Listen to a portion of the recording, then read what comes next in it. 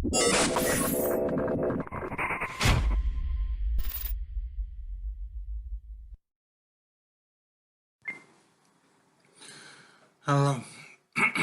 So, I want to ask a question now of people out there.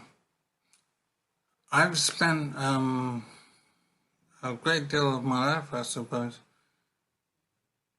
looking at the treatment of men and women in society and comparing that treatment. And in particular, I focused on misandry, which is the hatred of men. And I've regarded the treatment of men as being unfair compared with the treatment of women.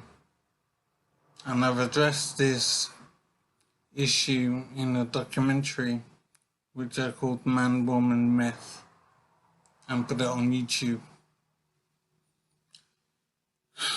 What I'm thinking now is there something that I need to accept? Is there an issue that I need to just deal with and accept? I can't say what prompted my interest in the treatment of men and women in society. But I do have to ask myself now, is there a certain fact that I need to accept? Is it the case that women are accepted by society as being more important than men? Does the phenomenal ability of women to manufacture human beings, to produce humans, does that ability make women more important than men fundamentally? I don't believe that that's the correct way of looking at it, but I have to wonder if that's the way most people see it, and that's the way society sees it. We've always had the expression, for example, women and children first to lifeboats. It's the mentality that seems to place women above men in order of importance. So my question is, are women more important than men fundamentally? And do I need to accept that? So please respond so I can get an idea of what people think.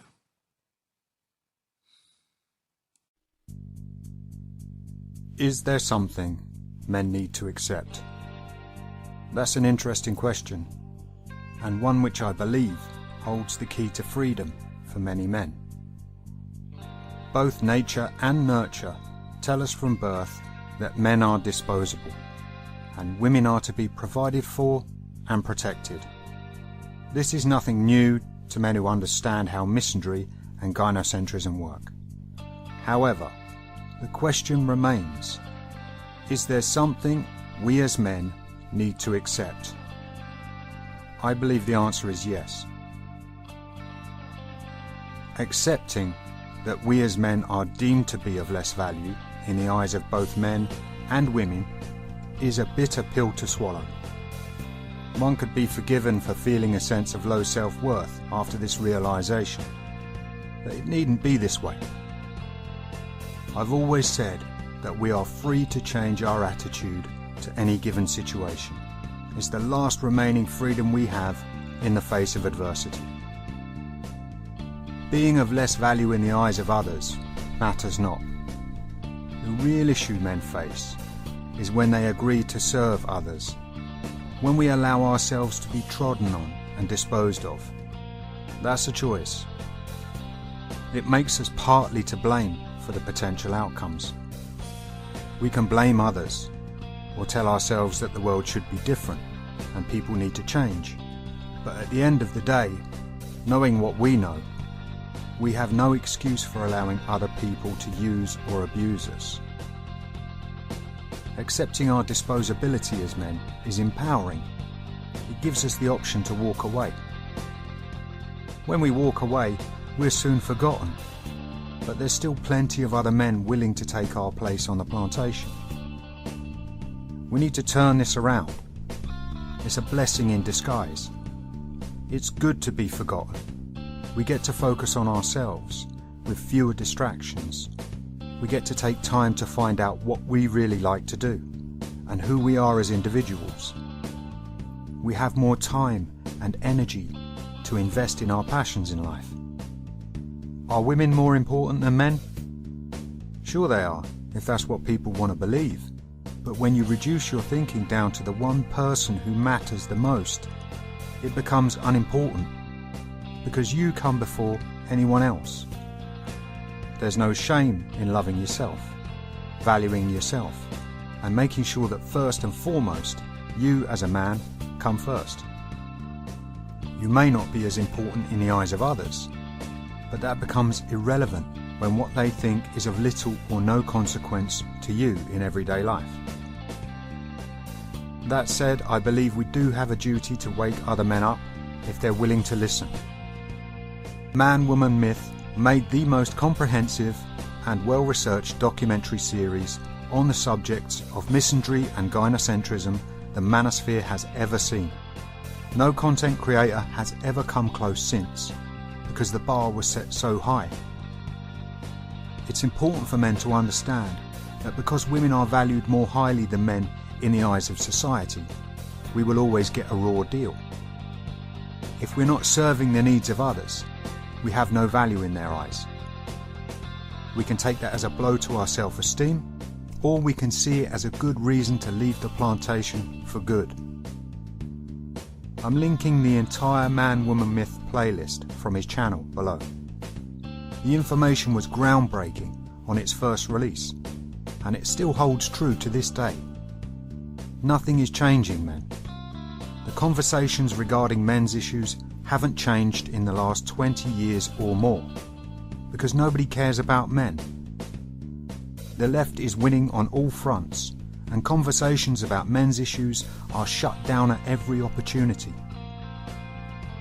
I made a video several years ago called Male Privilege, highlighting male homelessness, workplace and military deaths, parental alienation, and suicide stats for men.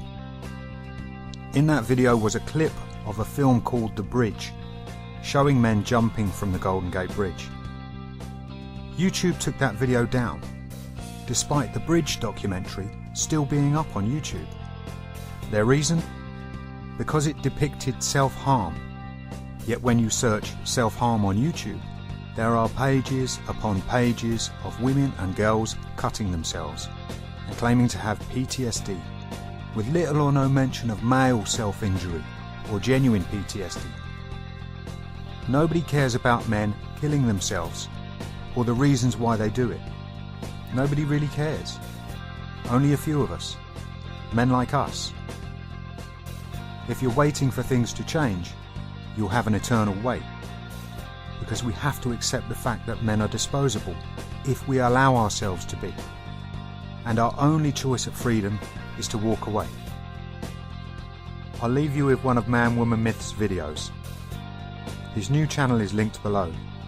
Please subscribe to him and offer your support if you can. It's the least we can do for a man who dedicated so much of his time to helping men, and he asked for nothing in return. So please feel free to mirror this video and share it wherever you can.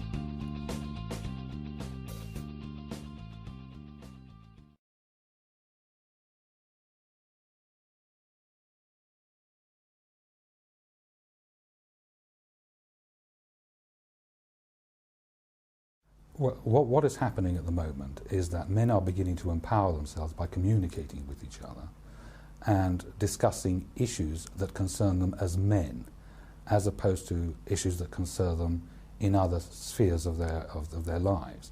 Men in the past have tended to discuss issues which do not relate to themselves in terms of themselves as men. They will talk about the economy, they'll talk about the war on drugs, the war in Iraq, they'll talk about everything under the sun except themselves. But what is happening, thanks to the internet and to the growth of the men's movement, is that for the first time, probably in history, certainly in recent history, men are actually talking about their own needs. What we are accustomed to in the Western world is women looking at issues, at all issues which affect them as women, rather than as individuals or as people.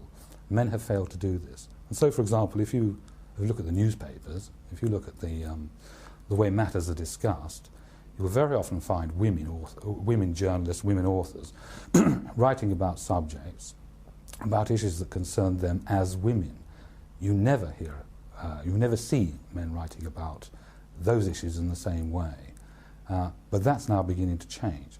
The second reason is that so many men have now become alienated from their own societies for one reason or another, often because, well, perhaps they've lost access to their children, perhaps they've been sent to prison for some trivial offence like smoking cannabis, perhaps they feel alienated because they've been discriminated against in the workplace, where women have been promoted ahead of them simply on the basis of their gender.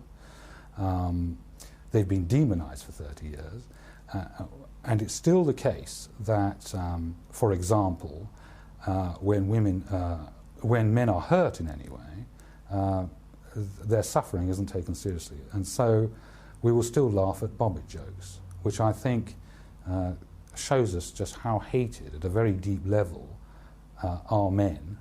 And there's no doubt in my mind that feminism has had a great deal to do with it. And when men wake up to how they have been demonised by the feminist movement, and they understand how this has been achieved, they will fight back. And that's what's happening now. Do you think that something in the nature of men makes it more difficult for us to work together, for men to work together to achieve, not in terms of general teamwork, but in terms of forming societies like Mankind or contributing to this sort of effort? Yeah, do you think that something about men makes it more difficult for that to happen than with women and their charities, who seem to be so numerous? Yeah, I wouldn't disagree with that. I find it quite strange with men. If you get them into what I call a military situation where they've got to take orders and all that, I mean, they're unbeatable, because they do work as a band of brothers, you know what I mean? They'll look after each other's back and they will fight as a good team. But it would seem that when it's fighting for women's rights, as when I was down the visitor centre, when I ran that for the first year, and I had this couple came in, and I don't know, she was giving him a bit of a nagging, and this bloke turned around and he says, there's no doubt about it, he said, you ever go at a bloke, he said, he's on his own, he said, you ever go at a woman, he said, and she's got the world behind her. Why do you think men don't see themselves, or haven't up until recently seen themselves as men? They'll see themselves as Muslims or as a part of a religious group or a colour or a race, but never as men themselves. Because they're not allowed to talk about it. They are in private, but as you probably, I mean, men in private rarely talk about their emotional states, you know, the monosyllabic when they talk about their intimate relationships. But once again, men have not been allowed to air their views, their complaints, their worries in the mainstream media for a long time. And so they haven't developed a consciousness of themselves as men. You know, women see the way, look at the world in a completely different way than do men. Men externalise the world, if you like. They almost don't see themselves as a part of it. They see the world in terms of statistics, numbers. They see the world in terms of different groupings, blacks, whites, but they don't see themselves as men. They're conscious. They don't have a consciousness of themselves as men. You can see this, for example, well, there are many examples, but one that comes to mind is the fact that they don't look after their health very well. Men tend not to go to the doctors as often as do women, because men are not thinking of themselves. It's something that they're unaccustomed to thinking about. Men have been brought up, at least certainly when I was a lad, brought up to think of just about everything except themselves. And of course, you need men to think in this way if you're going to send them out to do hard, onerous jobs, if you're going to send them out to war. And a man who goes out to war values his country more than his life. And that's how men have been brought up. And women also do very well in making men forget that they are also human beings. Fathers' movements right the way across the world have never managed to establish themselves as a coherent, powerful source of opposition. Unlike the feminist movement, women are far better than men in networking and organising and working with each other, particularly over emotional issues. Men, I'm afraid, in the dark ages when it comes to this. So even if they know that a woman is not really quite right in what she's saying, they'll they'll back her because she's a woman. The sisterhood's got to stick together. Do you think that there were things that men could have done back then, or yes, what could they Families have Need done? Fathers started almost immediately after I opened. And in fact, it was because of Families Need Fathers and men coming to me who were brutalised that I opened a house for men in North London. I think this is very relevant to what we're talking about, because I got the GLC in those days to give me a lovely big house in North London to make provision for men coming in with their children. And I couldn't get any funding from anyone. And the tragedy was that the men, the wealthy men who were willing to put their hands in their pockets to help me with my mothers and children and my refuge in Chiswick, completely ignored and would not cooperate with anything to do with men. Men will not help other men. Do you have any idea why that is? Is there any easy answer? I think it's built into the male psyche. Somehow, what is seen or perceived as a weak man, in quotes, who can't take care of himself or take care of his relationship, is a disgrace, and it's almost like it might be catching. When you're dealing with women's violence, whether it be a mob violent rule, like these women, there is an innate part of men that is extremely frightened of women, and they don't deal with them, they run away. Often I've said to a man, the reason that you're so angry with your partner is because you're so dependent on her. And this is often why I think men don't take responsibility for anything to do with this movement. They don't get together, they don't negotiate with lawyers, they don't en masse say, we're not putting up with this. Do you see that changing at all, or do you think it's just a constant? I think men have to learn to change. I think women are infinitely malleable and changeable. Maybe it's a biological imperative in women because they create the conditions to have their children safely and to bring them up. But there seems to be, if you put, an example is, when I opened the refuge, it was a 2 up, 2 down outside lavatory, and within a matter of months, there were 56 mothers and children in that tiny place. And to watch them organise it, the feeding, the cooking, the washing, the cleaning, they did it all. I just used to come in and be there. The night I opened the men's house, which was actually a much nicer house in North London, and took in the first men, what the men did, which was so dispiriting, because I was expecting them to do what the women did. They just merely moved themselves into different rooms, shut the doors and refused to come out. They didn't cooperate with each other, they didn't help each other.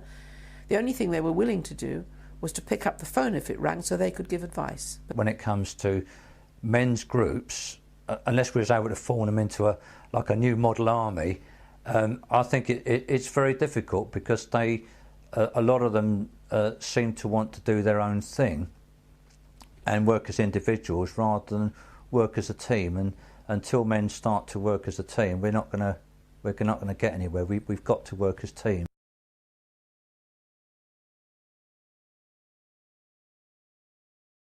The reason we're getting very messed up nowadays in terms of gender identity and where we're going, and especially men find it very difficult to know what a man is or what a man should do, is because in letting go of the roles that define our jobs, we've also let go of the roles that define our identity.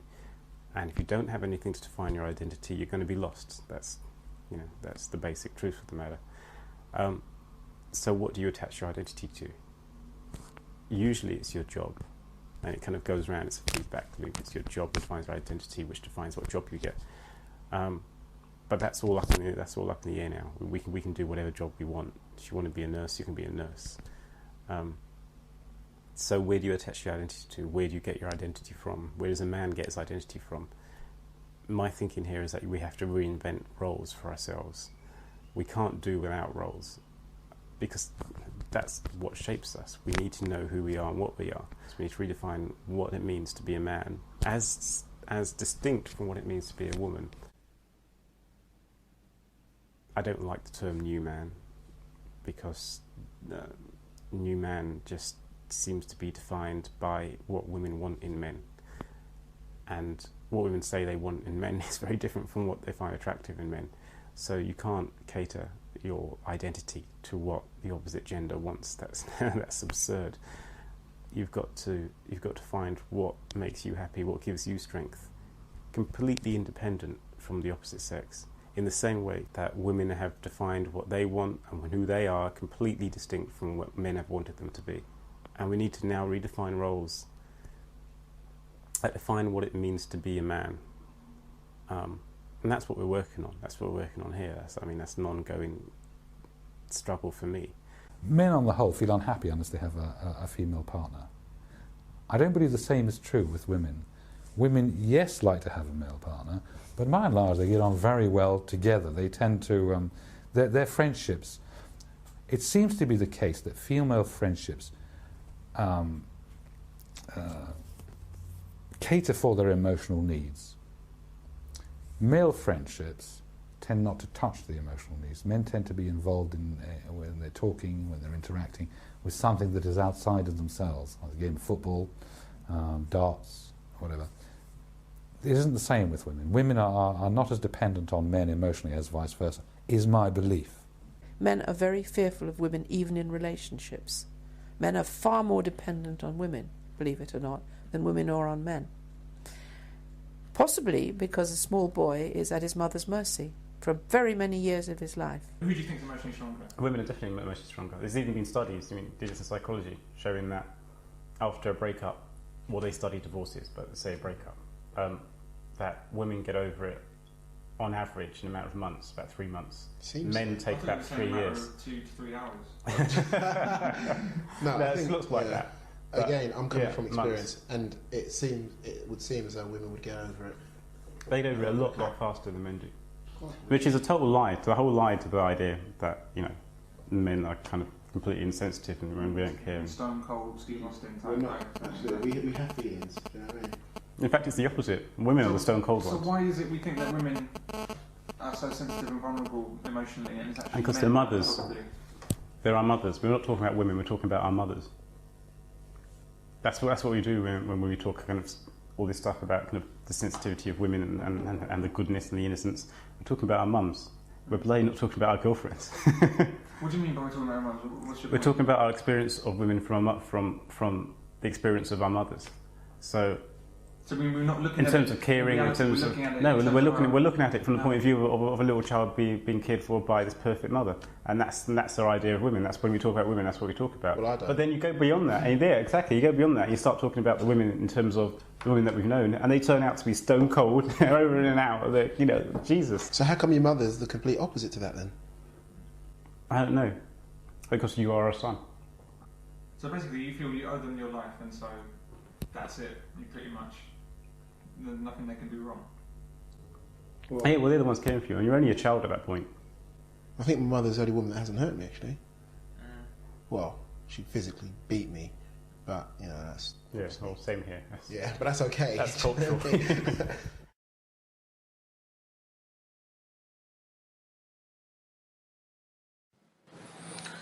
Hey, so I'm thinking a lot, and one of the things I'm thinking is that I want to be communicating more.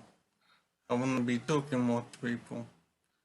Now, I'm a friendly guy, and I'm quite chatty, and I suppose the problem is that I haven't got a lot to say because I'm not doing very much in life now. But despite that, I still want to be in touch with people more than I am. I have some conversations with people, but not very often, and they're really good. It's really cool to be in touch. So I want to get that going more.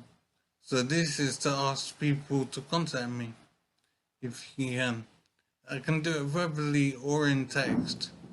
I'm not fussed, but I definitely want to be communicating more.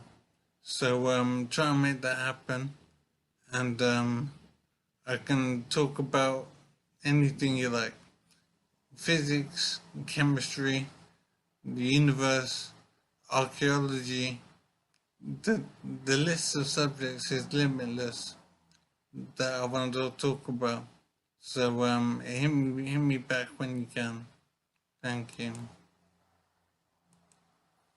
That's if I can stop this video. It's not easy.